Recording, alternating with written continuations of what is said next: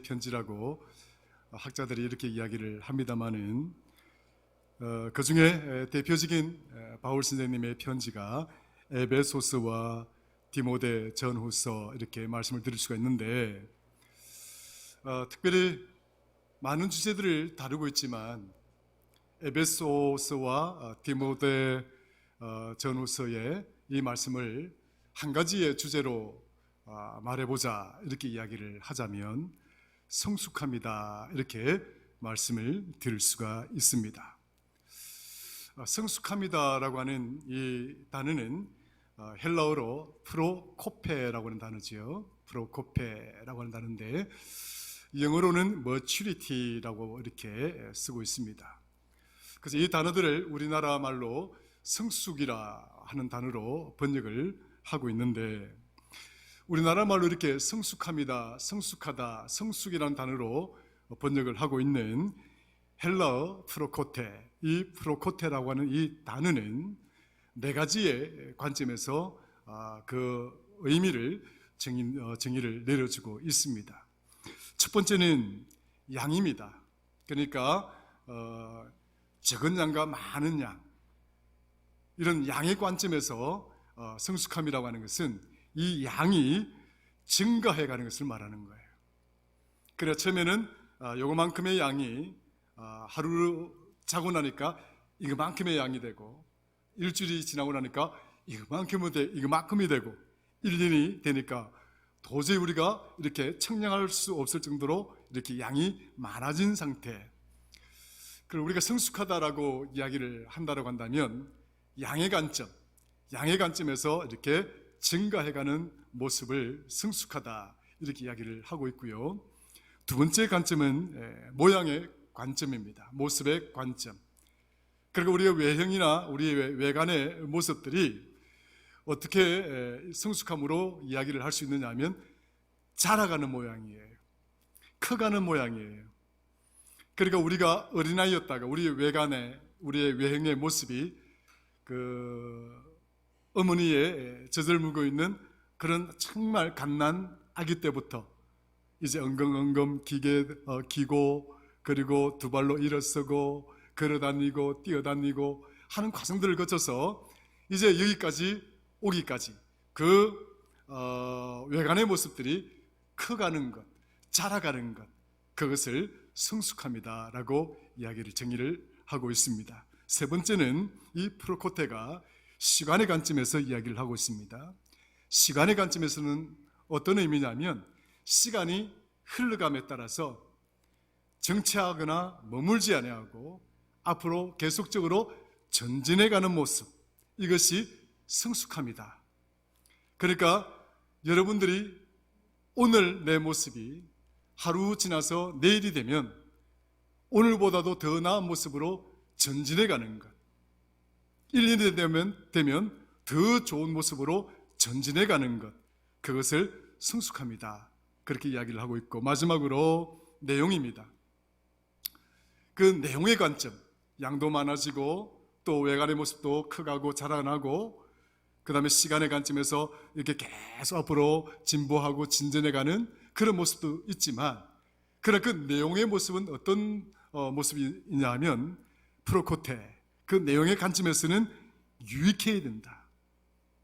그 자신에게 유익하지 않거나 또 혹은 관계를 맺고 있는 타인에게 유익하지 않거나 이런 유익함이 없다고 한다면 그것은 양이 많아지고 또 자라가고 커간다 할지라도 그것을 성숙함이라 말할 수가 없는 것이다, 이렇게 이야기를 할 수가 있는 것이죠. 그래서 프로코테는 여러분들의 삶의 양, 그러니까 어떤 늘어나야 될 그런 양적 부분에 있어서 양이 많아지고 또 외관의 모습이 계속 자라가고 커가고, 그리고 시간이 흘러감에 따라 우리의 삶의 지경이나 우리의 모습들이 계속 앞으로 전진해 가면서 그 모든 내용들이 유익한 모양을 갖고 있을 때, 유익한 모습을 갖고 있을 때 성숙하다라고 이야기를 할 수 있습니다. 오늘 저와 여러분, 우리 교회 모두가 성숙한 성도, 성숙한 교회가 될 수 있기를 주의 이름으로 축원합니다. 자, 그런데 오늘 이 에베소서와 디모데 전후서의 큰 주제가 뭐냐면 성숙함인데, 이 성숙함을 큰 주제로 갖고 있으면서 이 에베소서와 디모데후서에서 아주 중요한 그 성숙함의 그 전제 혹은 출발점이라고 할 수 있는 그 아주 중요한 윤리적 가르침을 이야기를 하고 있는데, 바로 그것이 바로 효인 것입니다. 오늘 본문에 보면 내 부모께 순종하고 내 부모를 공경하라, 에베소서 6장 1절에서 4절까지의 핵심적인 말씀이죠. 그 다음에 디모데후서 3장 1절에서 4절까지 보면 역시 뭡니까? 부모에게 효도하는 것, 부모를 공경하고 순종하는 것, 그것이 최고의 효다라고 하는 사실을 이야기를 하고 있는 것인데, 왜 성숙함을 이야기하면서 이 효를 이야기하는 것이냐? 효라고 하는 것은요, 우리 동양에서 쓰는 단어예요. 그러니까 이 동양에서 쓰는 단어로서 이것이 중국의 유교 사상으로부터 비롯된 단어 아니겠습니까? 서양에서는 이 효라고 하는 단어가 없어요. 그래서 이것을 어떻게 쓸까? 이렇게 제래 많은 사람들, 학자들이 이래저래 쓰고 있습니다만은 대표적으로 쓰여지고 있는 단어가 filial piety.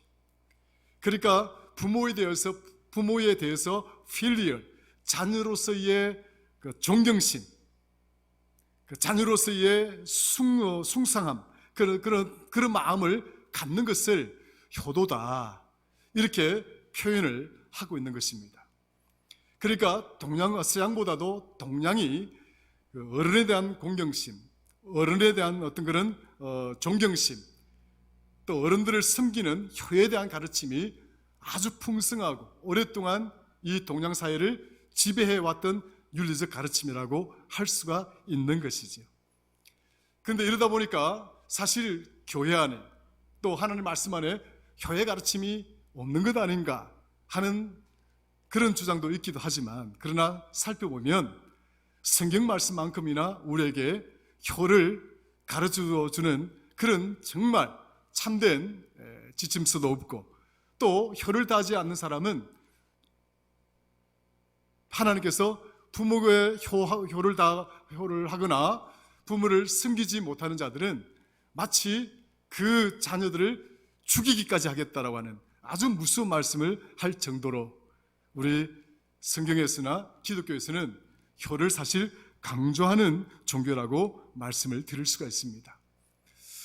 자, 어쨌거나 동양에서 쓰는 효라든지 또 서양에서 부모를 공경하는 이 모습을 일컬어서 우리가 효라고 할 수가 있는데, 그럼 효라고 하는 것이 본질적으로 뭐냐? 그것은 쉽게 이야기를 하자면 이겁니다. 자녀들이 부모님들을 아주 소중하게 생각하고, 또한 자녀들이 부모를 존경하고, 그래서 그 부모들의 말, 부모들의 가르침, 부모들의 그 교훈을 따라서 순종하는 것, 또 순종하며 살아가는 것, 그것이 효의 삶이다, 이렇게 간단하게 이야기를 할 수가 있는 거예요. 그래서 효는 자녀가 부모를 아주 귀히 여겨야 되는 거예요. 자녀가 부모를 귀히 여기지 않으면 효를 실천할 수가 없는 겁니다. 또 자녀가 부모를 이렇게 존경하는 마음이 없으면 또한 효를 실천할 수가 없는 것이죠.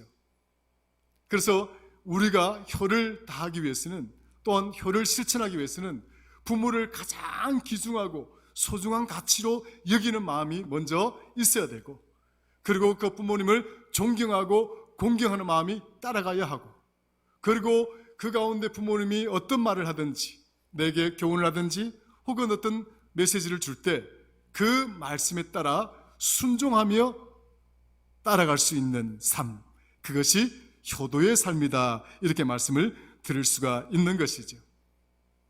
그런데 오늘은 어버이 주일입니다. 사실 이 어버이 주일, 이 어머니 날은요, 동양에서 시작된 것이 아니에요. 이것이 참 아이러니지요. 효의 가르침의 본산지라고 할 수 있는 중국, 그 효를 그렇게 오랫동안 강조해 오면서 그 효의 문화를 만들어 왔던 그런 유교 문화였기는 하지만, 그러나 정작에 들어가 보면 실제적이고 구체적인 게 별로 없어서 어버이날이나 어머니날 이런 날에 대해서 오히려 동양에서는 그 날을 제정한 나라가 없었어요. 참 아이러니한 거죠. 근데 효가 없다라고 이야기하고 효가 무엇인지 모르는 서양에서 오히려 어머니날을 먼저 제정하고 어버이날을 먼저 제정해서 어머니를 공경하고 아버지를 공경하는 그런 날을 법적으로 정해서 실천해 왔다고 하는 것은 어찌 보면 조금 아이러니입니다. 역설적인 거죠. 오히려 동양에서 더 일찍이 그런 제도를 만들어서 실천하고 또 그렇게 해야 되는 그런 어떤 가르침과 윤리를 가지고 있는 우리 나라이기도 하고 동양의 그런 문화권이기는 하지만, 그래 실제적으로는 서양에서 먼저 어머니날, 어버이날을 먼저 정했다라고 하는 것, 참 이것이 참 역설적입니다. 그래서 이 어버이날은 어떻게 기원되어졌는가? 미국의 버지니아주에 1907년도 안나 자비스라고 하는 소녀가 있었어요. 어머니가 일찍 돌아가셨습니다.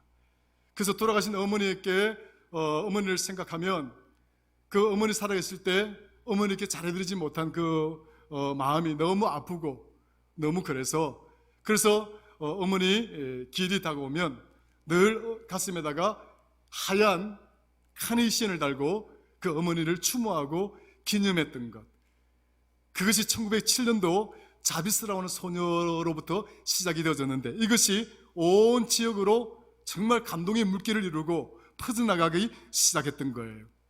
그래서 1914년도 미국의 윌슨 대통령이 이것을 법적으로 제정을 하기에 이르게 됩니다. 1914년도에 어머니날, 그러니까 5월 둘째 주 일요일을 마더스데이, 어머니의 날이다라고 법적으로 정하고, 그리고 6월 셋째 주 일요일을 파더스데이, 아버지의 날이다 이렇게 정해서 5월달은 어머니날이요 6월달은 아버지의 날로 이렇게 정해서 법적으로 이렇게 부모님께 효를 다하는 그런 날로 지키고 있는 거예요. 그렇다면 정말 효를 강조했던 이 동양 문화권에는 그럼 언제부터 이 어머니날, 아버지날이 시작되어졌는가? 사실 중국에 어머니날, 아버지날이 있을까요, 없을까요? 중국에도 있어요. 근데 이 날을 중국이 스스로 만든 것이 아니라 홍콩이 영국 문화권에 통치권에 있었잖아요. 그러니까 영국의 통치권에 있다 보니까 홍콩에 먼저 Mother's Day and Father's Day, 그러니까 어머니 날과 아버지 날이 홍콩에서부터 지켜지기 시작한 거예요. 그런데 홍콩을 구성하고 있는 그 민족의 구성원들이 중국하고 굉장히 가깝잖아요. 그러다 그것이 중국에 퍼져들어가기 시작하고, 그때부터 중국에서도 이 Mother's Day 어머니 날, Father's Day 아버지 날을 도입을 해서 중국에서 똑같이 5월 둘째 주 일요일은 어머니의 날, 6월 셋째 주 일요일은 아버지의 날로 이렇게 지켜지고 있는 거예요. 참 역설적인 거죠. 우리나라는 그럼 언제부터 시작을 했는가? 우리나라는 1956년도에 어머니 날을 정하고, 그 이후로 왜 어머니 날만 있느냐, 이렇게 아버지들의 불만과 불평들을 이렇게 수용을 해서 1973년도에 드디어 아버지 날로만 정한 것이 아니라 어버이날로 이렇게 명칭을 바꾸어서 지금까지 우리가 지키고 있는 것이죠. 이렇게 참 젊은 세대가 어른들을 공경하고 어른들을 섬기기 위해서 어떤 이런 제도적으로 또 이렇게 법적으로 정해서 이런 날을 지킨다고 하는 것은 참 어찌 보면 가슴 아픈 일이지요. 우리 삶 속에 자연스럽게 그런 것들이 일어나고, 그런 것들이 정말 누가 뭐라고 하지 않아도 그것이 그냥 불분율로 계속 자연스럽게 지켜지고 있는 그런 모습이었다고 한다면 굳이 그렇게 지킬 필요가 없었을 텐데, 근데 우리 삶의 과정 속에서 보면 그런 어떤 귀하고 소중한 어떤 그런 가치 체계들이 무너지기 시작하니까 그걸 법으로 만들고 또 법을 만들어서 지켜보려고 이렇게 몸부림치는, 어찌 보면 참 마지막 발부둥 치는 모습이다라고 할 수가 있는 거예요. 디모데후서 우리 한번 가볼까요? 아까도 말씀 읽었지만 우리 디모데후서 3장 1절 한번 읽어보겠습니다. 자, 무엇이라고 되어 있는지 한번 볼까요? 3장 1절 2절 같이 한번 읽습니다. 시작. 너는 이것을 알라. 말세에 고통하는 때가 이르러 사람들이 자기를 사랑하며 돈을 사랑하며 자랑하며 교만하며 비방하며 부모를 거역하며 감사하지 아니하며 거룩하지 아니한다. 말세, 그러니까 이 때가, 우리가 살아가는 이 세상이 혼란하고 더 그런 시간이 가까워지면 가까워질수록 사람들은 자기를 자랑한다는 거예요. 그리고 돈을 자랑한다는 거예요. 그리고는 부모를 숨기는 것이 아니라 오히려 부모를 더 어렵게 만들고 부모를 공경치 않는 그런 세상으로 간다는 거예요. 감사가 없고. 여러분, 오늘날 우리 주변을 돌아보게 되면 어떻습니까? 자녀가 숭상받는 시대예요. 부모가 숭상받는 시대예요. 저는 보면 요즘 그냥 자식들이 그냥 우상이에요. 자식들이 우상이에요.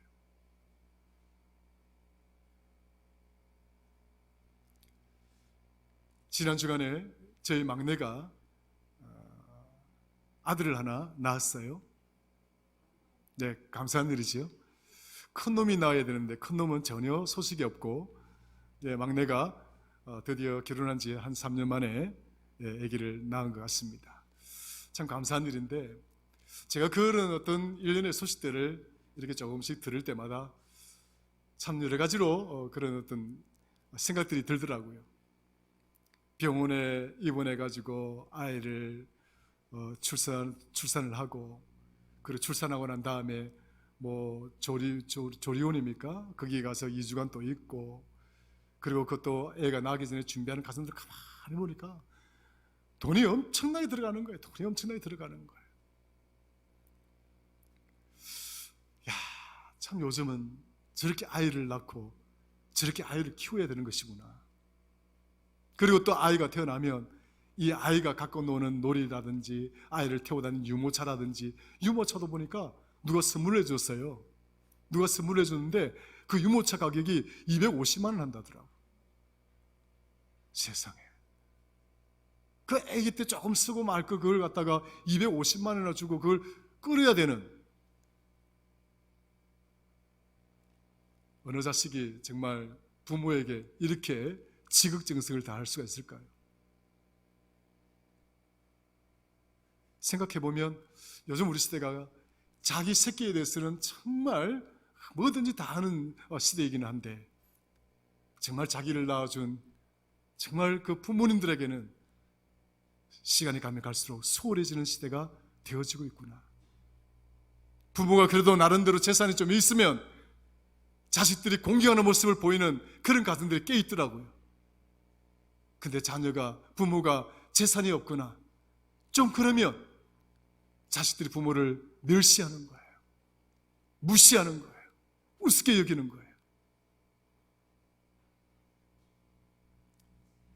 이러한 이 시대를 우리가 맞이하면서 효를 생각한다는 것은 대단히 중요한 것이라고 생각이 들어집니다. 자, 오늘 이 에베소스와 디모데 전후서가 그 성숙함을 이야기하면서 왜 효를 이야기를 하는 것인가?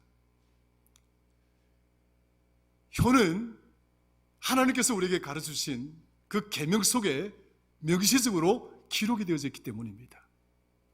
하나님은 하나님의 백성을 부르시면서 십계명을 우리에게 주셨잖아요. 그 십계명을 주시면서 큰 두 개의 파트를 나누어서 그 계명을 우리에게 주셨어요. 1번은 뭐냐면 여호와를 경외하라. 두 번째는 우상을 섬기지 말라. 세 번째는 하나님의 이름을 망령되이 일컫지 말라. 네 번째는 안식일을 기억하여 그 안식일을 거룩히 지켜라. 이 네 가지를 하나님에 대한 존경, 하나님에 대한 공경, 하나님에 대한 원리로 딱 정해놓으신 거예요. 그러니까 쉽게 10가지 계명 중에서 1번부터 4번까지는 하나님과 우리가 어떤 관계를 맺고 있어야 되는지에 대한 그런 법이라고 한다면 5번째부터 10번째까지 그것은 인간들이 이 인간이 구성하는 사회 속에서 살아가면서 관계를 맺어야 되는 사람들과 또 그 공동체를 위해서 지켜야 되는 가르침을 이야기하고 있는 거예요.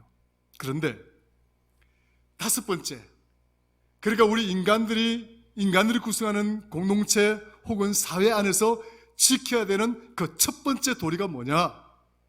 너는 내 부모를 공경하라.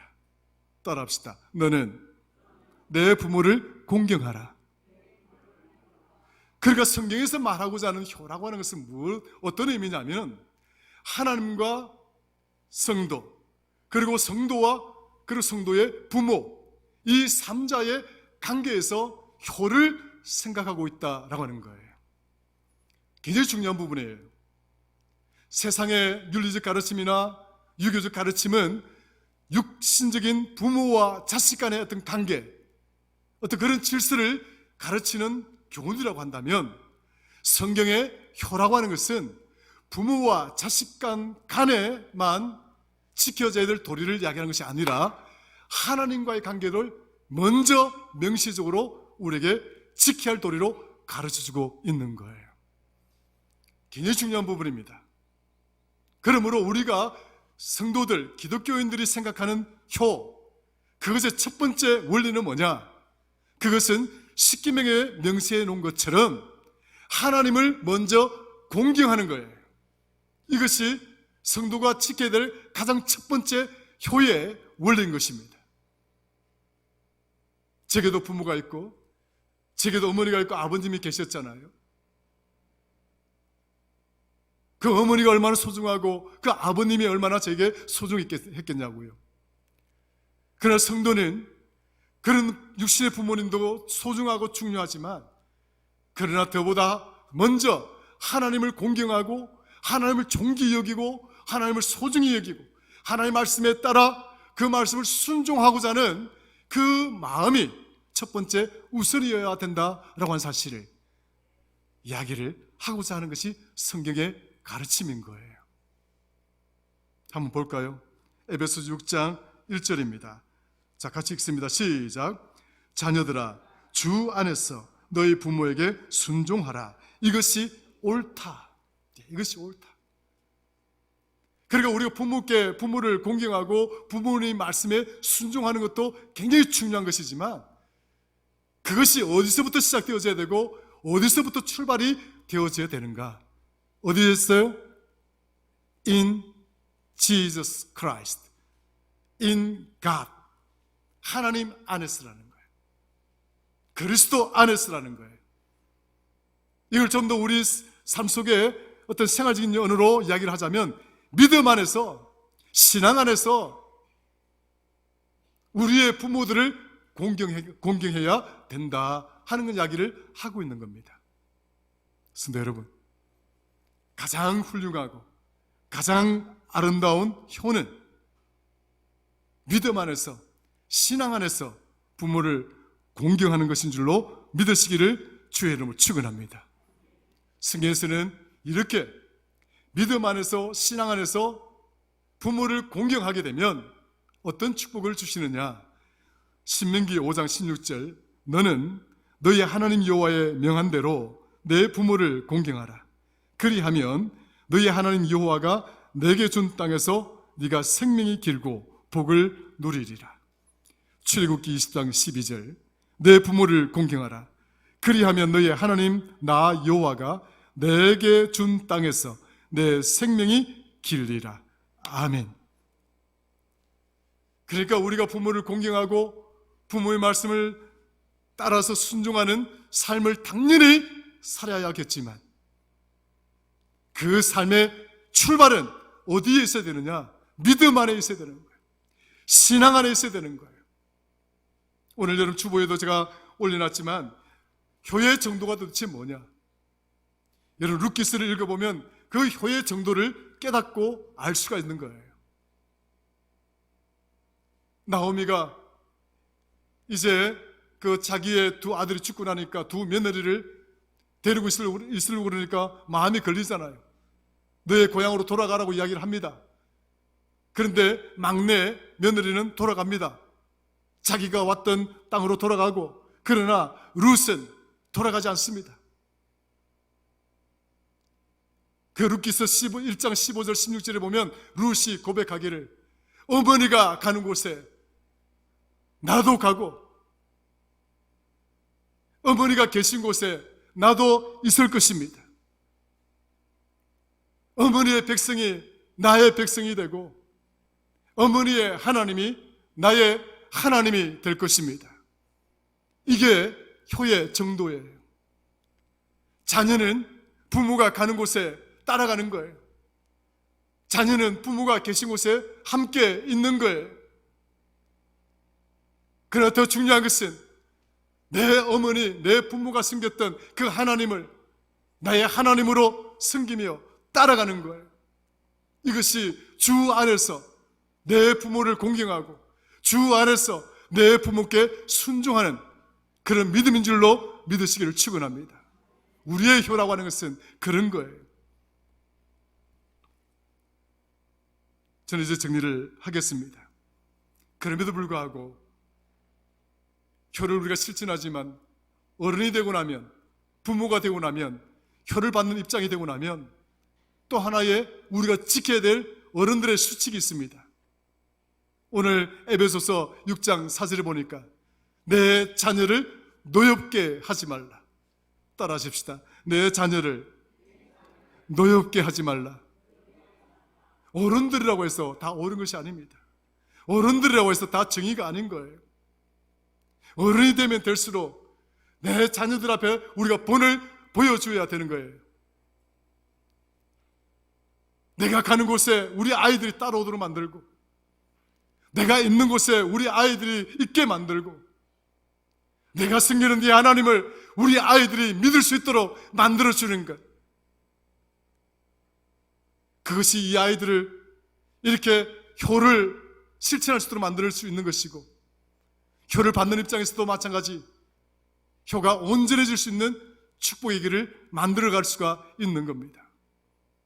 효라고 하는 것은 받는 데서만 끝나는 것이 아니라 또 그 받고 그 효를 또 우리가 수용하는 입장에서 효를 실천하거나 효를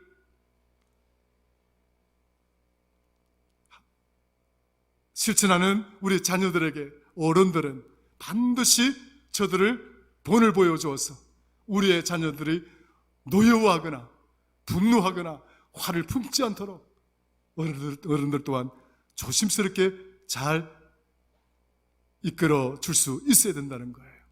이것이 효의 실천이에요. 이것이 효의 수용이다, 이렇게 말씀을 드릴 수가 있습니다. 오늘 시간이 많이 또 이렇게 지체되어져서 빠르게 진행을 하고 있습니다만 마지막입니다.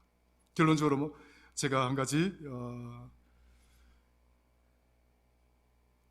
유명한 교수님의 그 행복한 가정을 위한 원리 세 가지를 주장했던 그 제임스 해치 교수의 이야기를 말씀드리고 오늘 설교의 말씀을 마치고자 합니다. 효를 실천하고 또 그리고 효를 받아들이는 부모의 입장, 그리고 자식들의 입장, 합하여서 어떻게 가장 선하고 좋은 효를 만들어갈 수 있는가. 미국의 사회정신 문화연구 혹은 행복한 가정의 원리를 위해서 열심히 헌신하고 뛰어다니고 있는 제임스 해치 교수는 부모와 자식들이 이 효가 온전해지기 위해서 첫 번째, Open your mouth. 여러분들의 입을 열어야 된다는 거예요. Open your ear. 여러분들의 귀를 열어야 되는 거예요. 다시 말하면 서로 만나고 서로 대화하고 그리고 들어줄 수 있고 또 말할 수 있는 관계여야 된다는 거예요. 어른들이 젊은 세대들의 이야기를 들어주지 않거나 또 젊은 세대들이 어른들의 이야기를 듣지 않거나 그렇게 되어진다고 한다면 결코 행복한 가정을 만들 수가 없는 것이다. 세 번째 마지막으로는 make schedule together. 서로 눈을 열고 귀를 열고 그리고 서로 만나서 함께 스케줄 서로 계획을 잡는 것이다. 저는 여러분의 가정이 정말 효과 있는 축복의 가정이 되기를 간절히 소원합니다. 우리 교회 또한 하나님이 우리에게 주신 이 효의 축복이 가득하기를 소원합니다. 그러나 바라기는 우리 1세대와 다음 세대 그리고 다음 세대와 1세대가 서로 눈을 닫고 귀를 닫고 그렇게 살아가는 공동체가 아니라 눈을 열고 귀를 열어서 함께 계획하고 함께 기도하고 함께 우리에게 주어진 믿음의 도를 세워나가는 그런 성숙한 그런 성도들, 성숙한 교회가 될 수 있기를 주의 이름으로 축원합니다.